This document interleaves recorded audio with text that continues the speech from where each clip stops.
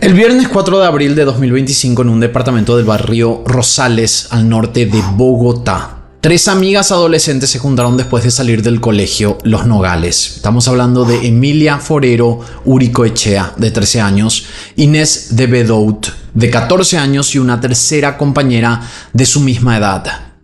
No era nada raro, tenía entre 13 y 14 años y solo querían pasar la tarde juntas, charlar, reírse y hacer lo que hacen normalmente los chicos de su edad. Ese día además habían quedado en preparar galletitas en la cocina. Buscaron todos los ingredientes que necesitaban y en la heladera encontraron algo más: un frasco con frambuesas cubiertas de chocolate. No tenía etiqueta, tampoco tenía una nota, nadie sabía quién lo había mandado.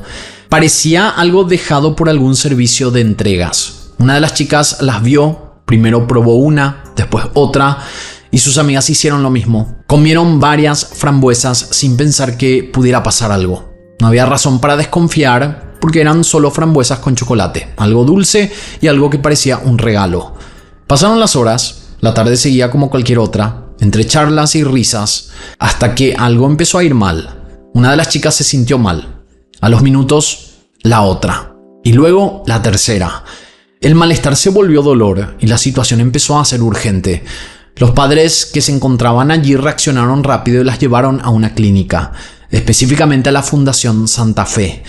En ese momento lo que pensaron los médicos fue lo más lógico: una posible intoxicación por alimentos, algo que quizás estaba en mal estado, o una comida contaminada. Y la primera hipótesis era algo que habían comido ese día, y tenía sentido con los síntomas. Sin embargo, el cuadro no terminaba de encajar. Los síntomas empezaron a complicarse y no se parecían a una intoxicación alimentaria típica.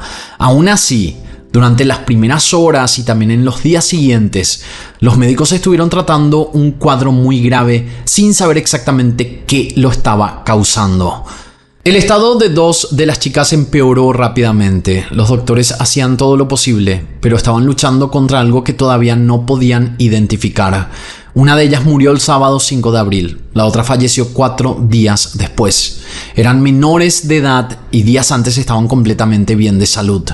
Recién después de las muertes llegaron los estudios forenses y los análisis toxicológicos más específicos. Y allá apareció algo totalmente inesperado. No había bacterias ni virus, no fue comida en mal estado la causante de sus síntomas. Lo que encontraron fue talio, un metal pesado muy tóxico, que en pequeñas cantidades puede enfermar a una persona sin que lo note enseguida. En dosis más altas puede matar. Lo más grave es que no tiene olor, no tiene sabor y no se ve, es imposible detectarlo a simple vista. Medicina legal confirmó la presencia de talio en los cuerpos de las niñas y más adelante también en las frambuesas cubiertas de chocolate que habían comido. Las 2 chicas que murieron fueron las que más cantidad habían consumido. Estamos hablando de Emilia e Inés, y la tercera niña sobrevivió afortunadamente, aunque con secuelas graves. Eso dejó claro que no se trataba de una enfermedad común ni de comida en mal estado. Era un veneno muy potente y la cantidad ingerida había marcado la diferencia. Ahí todo cambió. Las autoridades empezaron a replantearse cosas básicas. ¿Cómo alguien podía conseguir talio? ¿Cómo lograba ponerlo en unas frambuesas? ¿Cómo ese frasco había llegado a un departamento sin dejar pistas? Y aunque todo eso ya era inquietante, no sería lo más extraño de este caso.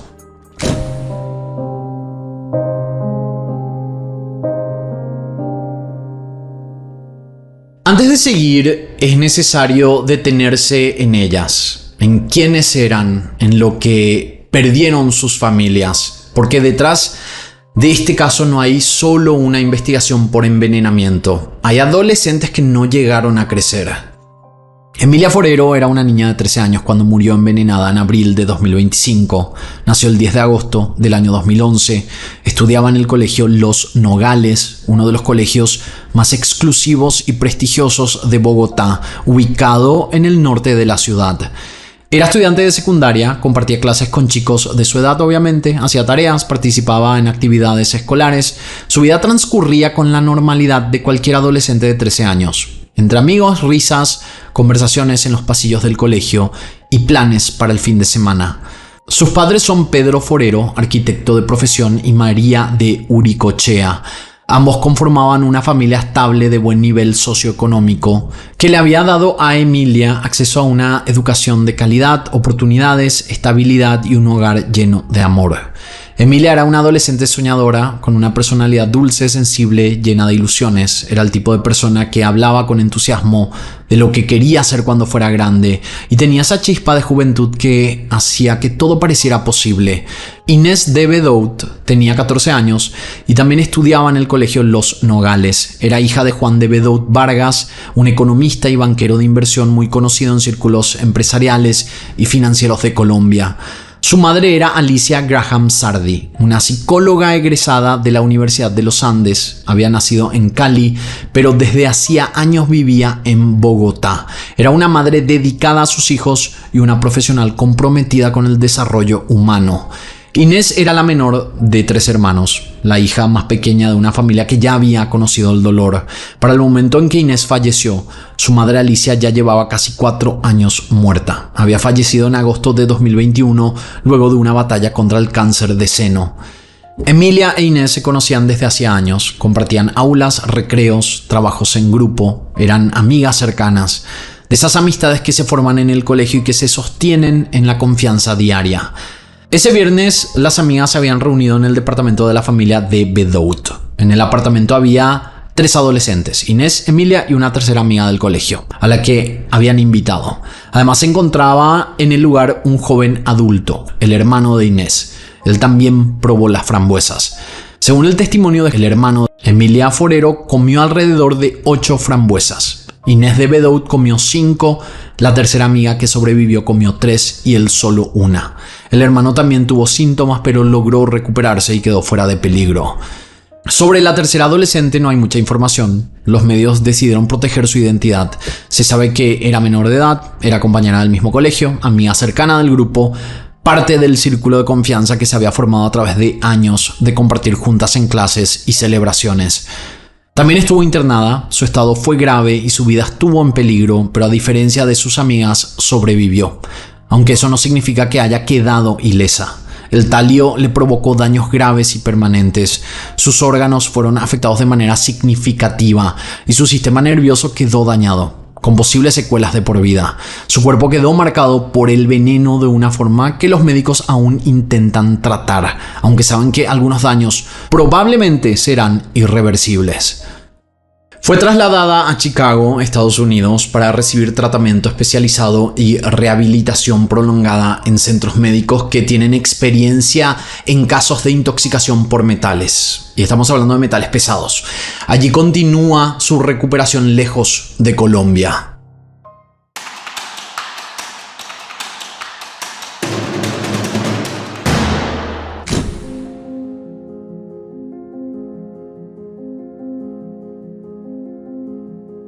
Con la confirmación del talio, el caso cambió por completo. Ya no se trataba solo de entender qué había pasado desde el punto de vista médico, sino de enfrentar una duda mucho más inquietante. ¿Quién había envenenado las frambuesas? Y también con qué intención. El talio no es una sustancia común, no se consigue en farmacias, no se vende libremente. Su uso está restringido a ámbitos muy específicos. Ciertos procesos industriales, algunos laboratorios y aplicaciones técnicas muy puntuales. Eso reducía el universo de posibles responsables, pero también lo hacía más perturbador. Quien lo usó sabía exactamente qué era, cómo funcionaba y qué consecuencias tendría. Los investigadores comenzaron por lo más evidente: el frasco de frambuesas con chocolate. Este no tenía remitente. Nadie pudo explicar con certeza quién lo había dejado en el departamento, ni en qué momento exacto había llegado a la heladera. No había cámaras internas que lo registraran, no había testigos claros. Era como si el frasco hubiera aparecido de la nada. Se revisaron los movimientos del edificio, los registros de ingreso, las cámaras de seguridad externas, los servicios de mensajería. Se buscó también si alguien había pedido un envío similar, si también existía algún comprobante, una orden, un pago.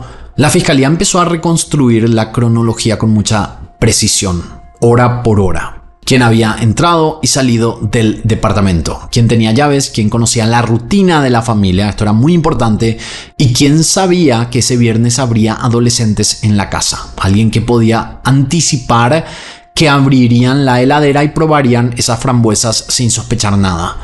Porque ese era otro punto clave. El crimen no dependía de la fuerza ni de la violencia. Dependía de la confianza, de que alguien creyera que ese frasco era inofensivo, que pareciera un regalo o un dulce normal. Y ahí surgió una de las dudas más inquietantes de toda la investigación.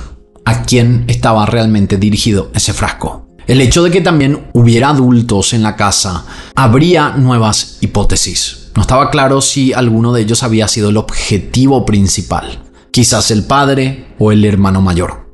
O si el veneno estaba simplemente al alcance de quien comiera más de una frambuesa. La investigación avanzaba, pero cada respuesta traía nuevas dudas. No había amenazas previas. No había conflictos evidentes ni antecedentes que explicaran un ataque así contra adolescentes. No encajaba con ningún patrón conocido de crimen común. Y mientras la ciudadanía seguía en shock, una idea empezaba a tomar forma entre los investigadores. Este no era un crimen impulsivo, era un mensaje o una venganza, algo mucho más oscuro. El talio no había llegado allí por casualidad, alguien lo llevó y alguien esperó. Y esta persona seguía libre.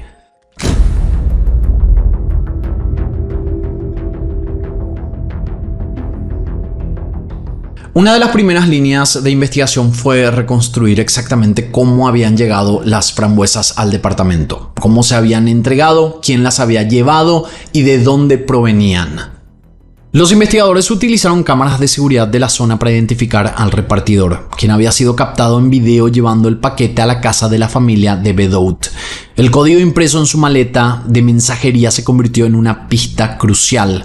Con ese código pudieron rastrear exactamente quién era el repartidor y contactarlo. Fue localizado e interrogado, contó su versión de los hechos y su historia era simple. Según su relato, el 3 de abril de 2025, alrededor de las 6:30 de la tarde, había recibido un encargo. Le habían contactado y le pidieron que entregara un paquete, un tarro de frambuesas cubiertas de chocolate a una dirección específica en el barrio Rosales, al norte de Bogotá. Pero lo interesante, lo que los investigadores notaron como sospechoso, fue que el repartidor tuvo que ir 2 veces a la casa antes de que aceptaran el paquete. La primera vez fue rechazada. Las chicas que abrieron la puerta dijeron que no era para ellas, que debía ser un error, que ellas no habían hecho ningún pedido de frambuesas. El repartidor volvió la misma tarde, pero insistió, y finalmente, después de la insistencia, las chicas aceptaron el paquete. Quizás pensaron que era un regalo o lo recibieron por educación para no quedar mal con el repartidor. Lo importante es que el paquete fue aceptado, entró a la casa y pocas horas después las chicas estaban enfermas.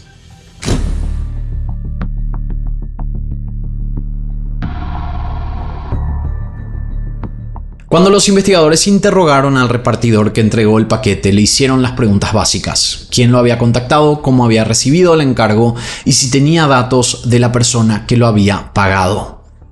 El repartidor proporcionó información clave: un número de teléfono, detalles del pedido y registros del envío. Con eso la fiscalía comenzó a rastrear el origen de todo. Según el repartidor, el paquete lo había gestionado una mujer, pero no era exactamente la persona que supuestamente lo había encargado. Era una intermediaria, una amiga cercana de alguien y una mujer que él conoció o con la que había hablado por teléfono. Pero aquí es donde el rastreo se pone interesante, porque cuando los investigadores analizaron las comunicaciones, las llamadas telefónicas, el rastro de números, encontraron algo inquietante.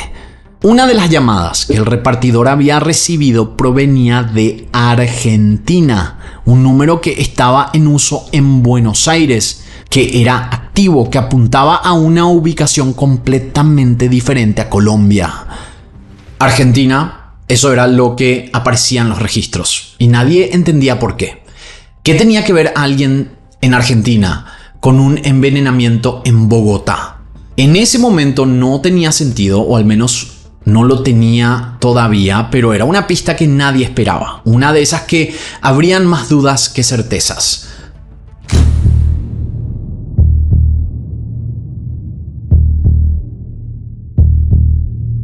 Los investigadores siguieron los rastros si el paquete fue entregado al repartidor en algún lugar. Ese lugar debía ser investigado. El repartidor contó que el encargo que llevó ese día no venía de una tienda común, sino de un lugar bastante raro, un consultorio en un edificio de la zona de la calle 93 en Bogotá. Dijo que lo llamaron para hacer la entrega, fue hasta ahí y le entregaron el paquete, que ya estaba listo y sin explicarle qué contenía. Sí, se trataba de un mentalista que ofrecía servicios de mentalismo y apoyo espiritual, según se lee en la descripción de su negocio. Un lugar bastante extraño para ser el origen de un envío de frambuesas envenenadas. Quedaba la duda de cuál era el vínculo entre una empresa de servicios espirituales y un envenenamiento masivo. Nadie sabía si era el cómplice o si su oficina simplemente estaba siendo usada como punto de distribución sin que él lo supiera. Poco después, la portería llamó a la oficina y bajó una mujer mayor, canosa y con gafas, que se presentó como Zenaida Vargas Pava. Ella puso el paquete en manos del repartidor, confirmó la dirección de entrega, pagó en efectivo y le dio una propina al repartidor. Los investigadores fueron a interrogar a Jason, lo trajeron a hablar con la fiscalía. Querían respuestas y posteriormente también interrogaron a Zenaida, pero ella negó toda relación con el caso. Jason contó su versión, dijo que no sabía nada, que solo prestaba su oficina, dijo que la gente alquilaba la dirección para recibir paquetes, para tener una dirección comercial. Mencionó que mucha gente hacía eso, alquilar una dirección de oficina para recibir correo.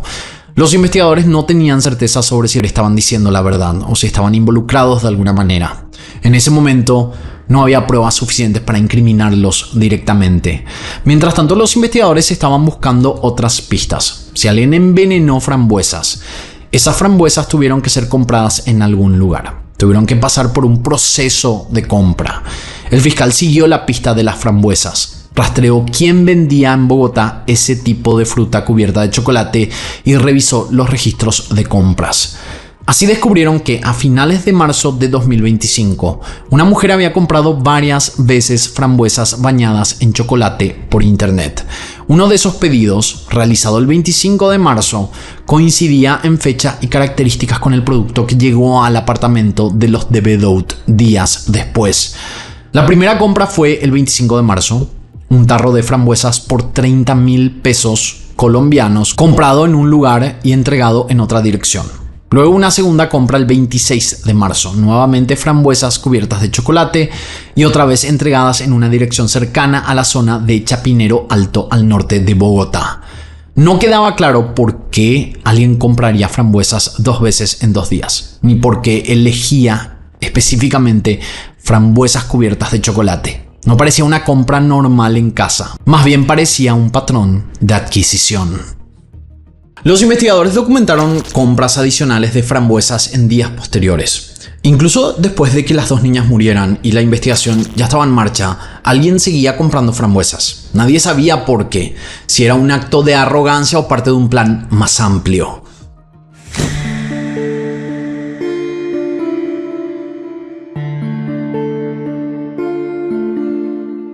Para entender completamente la tragedia que se vivió y sobre todo la familia de Bedout, para entender el dolor de perder a Inés, hay que hablar primero de Alicia Graham Sardi, la madre de Inés, una mujer que ya había muerto casi 4 años antes que su hija fuera envenenada. Alicia Graham Sardi era psicóloga egresada de la Universidad de los Andes, una de las universidades más prestigiosas de Colombia. Ella era oriunda de Cali, una ciudad conocida por su gente cálida y alegre. Era madre de 3 hijos y esposa de Juan de Bedout Vargas, el banquero y economista. Alicia no era solo psicóloga, tenía formación especializada en sexología y terapia de parejas. Con estudios de maestría en esas áreas, trabajaba como psicóloga organizacional, asesorando y acompañando a personas y empresas en procesos de desarrollo personal y profesional. Era descrita por quienes la conocían como una mujer comprometida, trabajadora, entregada a su familia y a su comunidad, con un profundo sentido de servicio. Alicia y Juan de Bedout estaban casados legalmente, no estaban separados. Eran un matrimonio que para el mundo exterior, para amigos, para colegas, funcionaba. Tenían 3 hijos, 2 mayores y una menor, Inés, y vivían en Bogotá, en el norte de la ciudad, en un entorno acomodado y en una casa que reflejaba su posición social y económica. Pero en algún momento de su vida, años atrás, Alicia enfermó gravemente. Fue diagnosticada con cáncer de seno, una de las enfermedades más temidas por cualquier mujer. El diagnóstico fue devastador, el tratamiento fue arduo, tuvo que hacer quimioterapia, radiación, cirugía, todo el protocolo médico que se sigue en estos casos. Pero Alicia luchó con todo lo que tenía y se curó. Logró vencer el cáncer, recibió la alta médica y los estudios mostraron que el cáncer había sido eliminado. Eso fue lo que todos creyeron durante años, lo que le permitió seguir con su vida y volver a su trabajo. Alicia siguió siendo la madre dedicada a sus 3 hijos. Siguió siendo esposa, una profesional comprometida con sus pacientes y con sus clientes. Era una mujer fuerte, resiliente y con una gran capacidad para superar las adversidades. Pero en diciembre de 2020, en plena pandemia de COVID-19, cuando el mundo entero estaba encerrado y temeroso, Alicia empezó a sentirse mal otra vez. Esta vez los síntomas eran diferentes. No eran los síntomas del cáncer que había tenido antes. Eran otros. Extraños, alarmantes y síntomas que los médicos no lograban explicar fácilmente. Alicia visitó a varios médicos, consultó con especialistas. Nadie encontró la causa exacta de sus síntomas. Hacían exámenes, descartaban posibilidades, pero no llegaban a un diagnóstico definitivo. Su primer temor y el de su familia era que el cáncer hubiera regresado, pero varios especialistas descartaron esa posibilidad. Hicieron los estudios correspondientes, revisaron sus análisis y el cáncer no había vuelto. El problema tenía que ser otro. Fue el doctor Julio Portocarrero, internista y endocrinólogo, quien finalmente dio con la respuesta correcta. El médico vio los síntomas: la caída masiva del cabello, el dolor intenso en las piernas, la neuropatía, y enseguida reconoció un patrón. Les dijo algo que ninguno de los dos esperaba: si esto no es una intoxicación por talio, yo no sé qué será. Era una declaración audaz. El talio es un veneno extremadamente raro. No es algo que los médicos vean todos los días. De hecho, muchos médicos nunca ven un caso por envenenamiento por talio en toda su carrera. Pero el doctor Portocarrero tenía experiencia, conocía los síntomas, le hizo pruebas específicas de sangre y orina a Alicia y el resultado confirmó sus sospechas. Tenía niveles extremadamente altos de talio en su cuerpo, muy por encima de lo que se considera normal o seguro. Era un envenenamiento claro y potencialmente mortal. Alguien le había dado talio a Alicia Graham. Le había puesto ese metal tóxico en su comida, en su bebida o en algo que ella consumió. La familia quedó en shock. No podían entender cómo era posible, ni quién haría algo así, ni por qué. Pero en ese momento lo más importante era salvarle la vida. Alicia recibió tratamiento inmediato y funcionó. Alicia empezó a mejorar. Los niveles de talio en su sangre bajaron progresivamente. Se recuperó del envenenamiento y el peligro inmediato parecía haber pasado. Y la familia respiró nuevamente. Pero en julio de 2021, poco más de medio año después, durante un viaje a Europa con su familia, Alicia volvió a enfermarse. Los mismos síntomas que había tenido antes. La misma caída de cabello y ese malestar profundo. Regresó a Colombia en muy mal estado. Había perdido mucho peso. Según personas cercanas a la familia, se veía muy débil, demacrada y estaba irreconocible. Según algunos testimonios, su esposo había dicho que no era necesario llevarla inmediatamente a urgencias, que podía esperar, que no parecía tan grave como para ir al hospital en ese momento. Pero Alicia empeoró rápidamente. Su estado se deterioró de manera acelerada. Un mes después de regresar de Europa, el 17 de agosto de 2021, murió a los 50 años. Una vida interrumpida en su plenitud. La causa oficial de su muerte fue cáncer. Específicamente se determinó que fue la reactivación de un tumor que había tenido previamente. Eso fue lo que se dijo, lo que la familia aceptó, lo que los amigos y los colegas y la comunidad creyeron que fue una tragedia natural. Alicia fue cremada. Según dicen, es común en muchas familias colombianas. Su cuerpo fue convertido en cenizas y sus restos fueron entregados a su familia. Nadie imaginaba que casi 4 años después, en abril de 2025, la hija menor de Alicia moriría envenenada con el mismo metal que había estado en el cuerpo de su madre. Que el talio volvería a aparecer en la historia de esta familia y que la muerte de Alicia en 2021 tendría que ser reexaminada.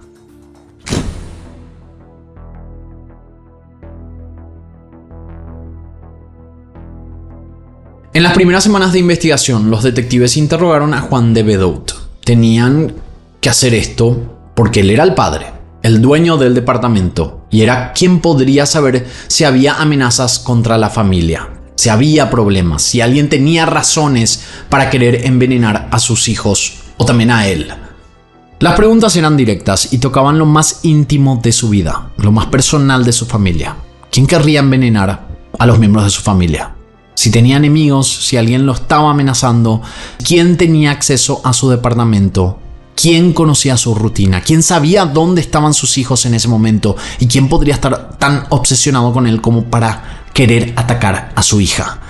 Las respuestas iniciales fueron vagas. Según su testimonio, no sabía quién podría haber hecho algo así.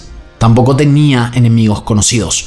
No le habían hecho amenazas explícitas y no podía pensar en nadie. Pero los investigadores seguían presionando. Sabían que en casos de envenenamiento, en casos donde la venganza parece ser el motivo, generalmente hay una conexión personal. Hay alguien que la víctima conoce y que tiene razones para actuar. Así que preguntaron más sobre su vida personal y sobre sus relaciones, sobre su pasado. Y entonces, en una de esas conversaciones, Juan de Bedout reveló algo que los investigadores no esperaban, algo que cambió toda la trayectoria del caso y que abrió un nuevo camino para la investigación. Lo que habían descubierto los investigadores en el interrogatorio de Juan fue que había tenido una relación extramatrimonial años atrás con una mujer. Una relación que nadie sabía que existía, o al menos no públicamente, y que terminó años antes, pero que dejó historias, conexiones y posiblemente rencor. Así que los investigadores quisieron saber su nombre.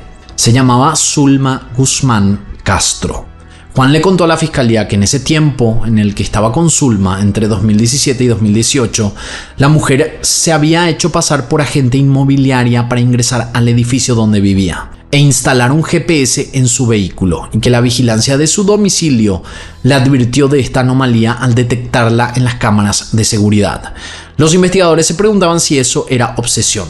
Si indicaba que alguien podría hacer algo como envenenar a la hija de su expareja, o si reflejaba el comportamiento de alguien capaz de planear un crimen meticulosamente. Los investigadores creían que sí. Los indicios eran claros. Tenía acceso a la información, tenía razones para actuar y antecedentes de comportamiento obsesivo.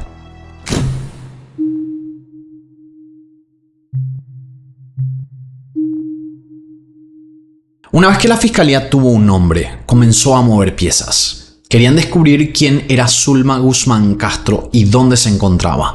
¿Por qué desapareció días después de que dos chicas murieran envenenadas? Zulma no era una persona desconocida, era una empresaria. Tenía una empresa llamada Car B, una startup de autos eléctricos para alquiler compartido. Había participado en el conocido programa Shark Tank Colombia, presentando su idea frente a inversionistas buscando financiación. Tenía una maestría de la Universidad de Maryland, tenía educación, tenía dinero y tenía una vida aparentemente normal. Pero algo no cuadraba. Una empresaria no desaparece después de que dos menores murieran envenenadas, solo porque sí. Una persona normal no sale del país a los días de un crimen si no está involucrada. O eso pensaba la fiscalía. El 13 de abril de 2025, apenas 8 días después de que Emilia Forero e Inés de Bedout murieran, Zulma Guzmán salió de Colombia. Sus registros migratorios lo mostraban claramente. Se había ido a Argentina. ¿Era una fuga? ¿Era una coincidencia? Eso no lo sabían aún. Lo que sí sabían es que era sospechosa en el caso. El número que llamó al repartidor provenía de Argentina y ese número, según la fiscalía, estaba vinculado a Zulma Guzmán Castro. Los investigadores lo verificaron y era ella, era su línea. Pero aquí estaba el problema del misterio. En abril de 2025, cuando ocurrieron los hechos, Zulma aún no había sido detenida. Tampoco la buscaban porque todavía no había orden de captura. La fiscalía apenas estaba armando el rompecabezas y necesitaba más evidencias, necesitaba más datos para estar seguros. Zulma se quedó en Argentina, vivía en Buenos Aires, trabajaba y hacía una maestría en periodismo. Nadie sabía que era buscada por envenenar a dos chicas en Bogotá. Tampoco imaginaban que la mujer que estudiaba en su clase era una posible asesina internacional. En agosto algo cambió. Zulma escribió una carta avisando que se retiraba de la maestría, que se iría a otro país y necesitaba continuar sus estudios en otro lugar. Las razones que dio fueron vagas. Dijo por razones personales de la familia, pero nada específico que levantara sospechas más allá de lo que ya había. Y se fue. Salió de Argentina, viajó a Brasil, luego a España, siguió a Francia y finalmente al Reino Unido. Se movía de país en país como si estuviera de vacaciones y como si fuera una turista que exploraba Europa. Pero no era eso, era alguien que huía. O eso creería cualquier persona racional, con un patrón de movimiento que sugiere evasión, de estar siempre un paso adelante y de no quedarse en un lugar lo suficiente como para ser encontrada. En el Reino Unido ella tenía un hijo. Dijo que se iba por eso, para estar con su hijo y visitarlo. Eso era lo que contaba en sus mensajes de WhatsApp, en sus historias, en lo poco que llegó a compartir en redes sociales. La historia era simple, creíble, el tipo de razón que la mayoría de las madres dan cuando viajan, para estar con sus hijos o pasar tiempo con su familia.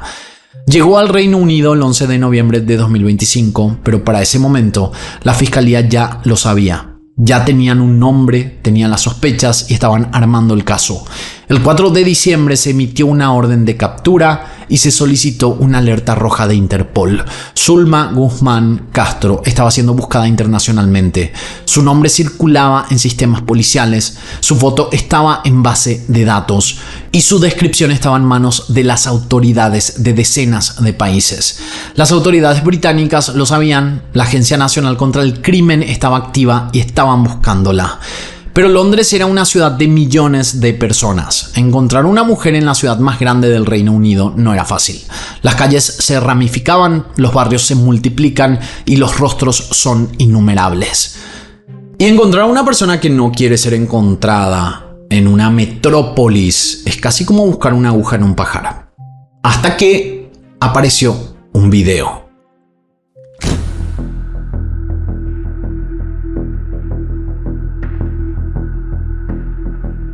A comienzos de diciembre de 2025, cuando ya era una prófuga con circular roja de Interpol, Zulma Guzmán grabó un video desde la clandestinidad. En lugar de guardar silencio, decidió defenderse públicamente. Quería que su versión de los hechos se escuchara antes de que la capturaran.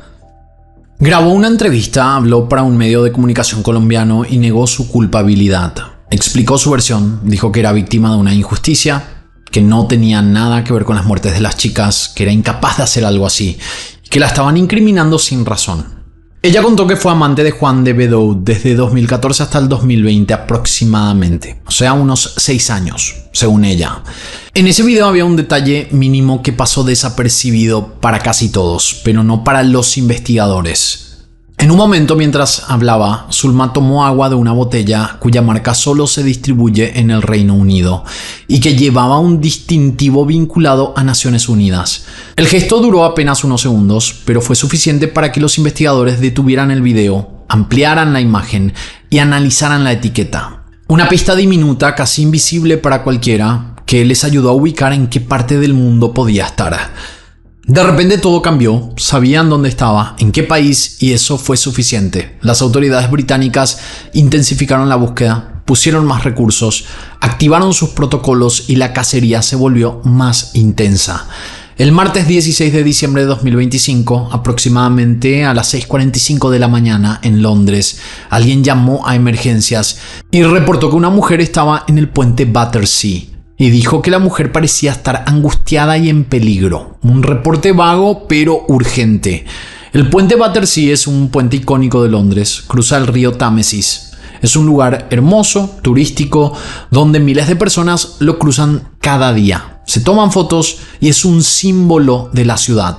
Pero también es un lugar que muchas personas eligen cuando quieren autoeliminarse. Hay un peso simbólico, una altura y un lugar donde la desesperación encuentra una salida. Las autoridades llegaron rápido, la policía fluvial y los equipos de rescate activaron botes y luces en cuestión de minutos. A poca distancia del puente encontraron a una mujer en el río. Flotaba agotada, pero seguía consciente y todavía había tiempo para salvarla. La rescataron, La llevaron al hospital y ahí se dieron cuenta que era Zulma Guzmán Castro.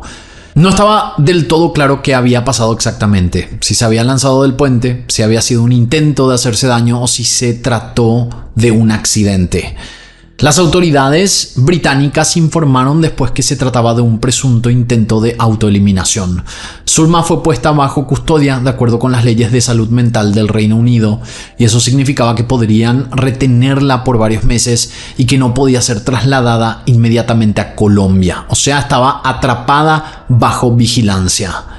Ahí en el hospital, mientras se recuperaba, la Fiscalía colombiana estaba en contacto con las autoridades británicas, negociando, coordinando y preparando el proceso de extradición o deportación.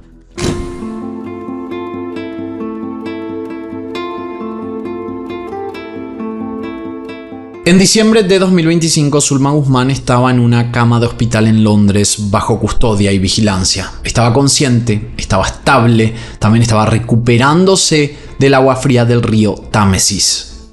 Todavía quedaban muchas dudas por resolver. No se sabía cómo había obtenido talio, de dónde lo había sacado, si tenía contactos que le suministraban sustancias controladas o si formaba parte de un círculo criminal.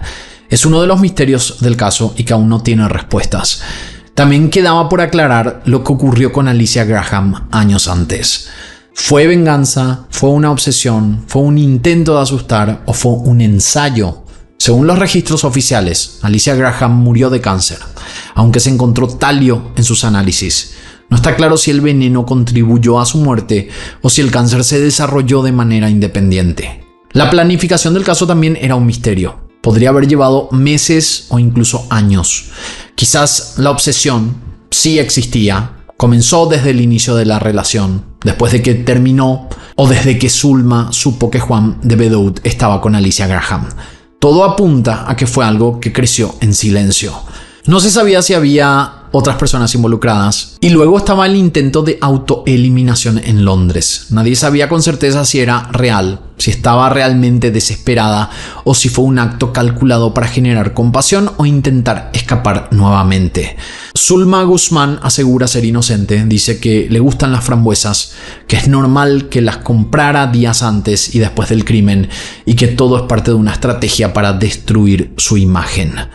Los investigadores sostienen lo contrario. El rastreo de llamadas es concluyente. El análisis de registros es sólido. Hay pruebas técnicas que la vinculan al crimen y su salida apresurada del país resultaba algo sospechoso.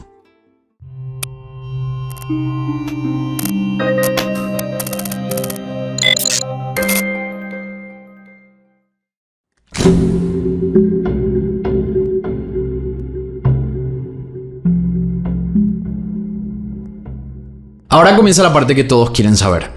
¿Qué pasa a partir de aquí? ¿Se enfrentará a la justicia? ¿Si irá a prisión? ¿Y cómo terminará todo esto?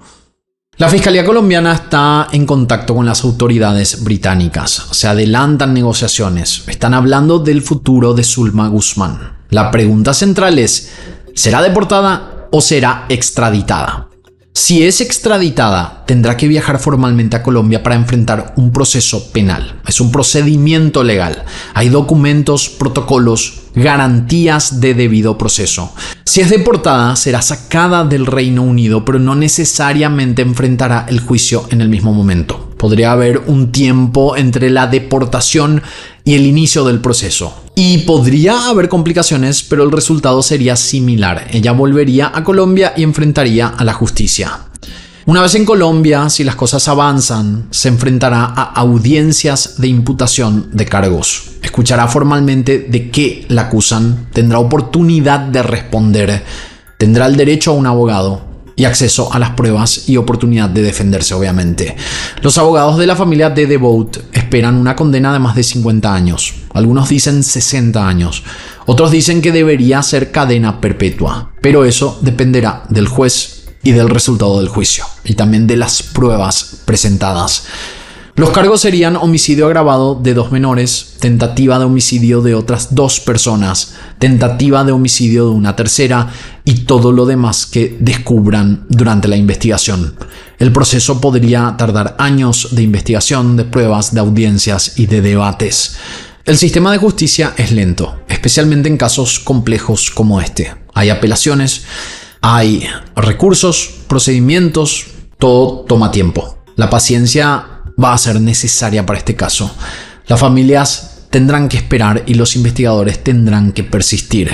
Este es un caso que cambió a varias familias para siempre, que demostró que el crimen puede ser cómodo, planeado, cometido por personas que parecen normales y que tienen educación, que tienen dinero y que tienen una vida que parece perfecta. El crimen no tiene rostro, no tiene perfil y puede venir de cualquier lado. 2 adolescentes no llegaron a vivir sus vidas. Una tercera quedó gravemente dañada. Las familias fueron destruidas y un hombre debe vivir con la culpa de haber traído a una asesina a la vida de su familia. Esa culpa nunca va a desaparecer. Eso es parte del precio que pagaron las víctimas del crimen.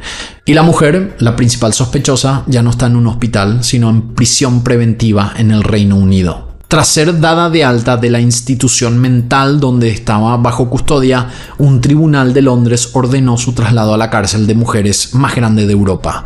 Desde allí espera que la justicia siga su curso. Incluso si algún día fuera declarada inocente o exonerada, su nombre permanecerá ligado a este caso. Su reputación ya está marcada y su futuro es, en el mejor de los casos, incierto.